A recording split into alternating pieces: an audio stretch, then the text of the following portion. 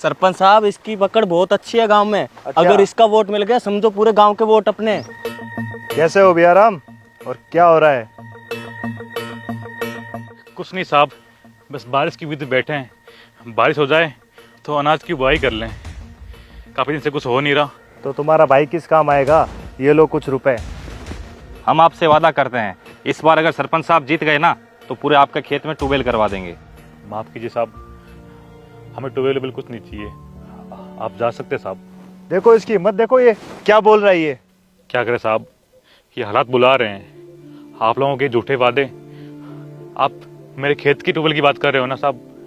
गांव तक ट्यूबवेल नहीं है, और गांव की सड़कें देखो क्या हालात हो रखी है साहब। आप वोट लेने के बाद गांव में आते तक नहीं हो साहब। आप बात करते हो मेरे खेती ट्यूबवेल की। आप हालात तो देखो साहब।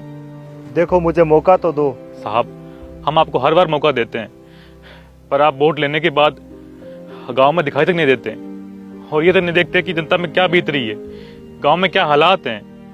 ना आप हमारे दुख में ना कभी सुख में शामिल होते हो। और हमारे हालात देखो साहब, क्या हो गई है। इन खेतों के हालात देखो। खेत छोड़ो सर, आप गांव की देखो।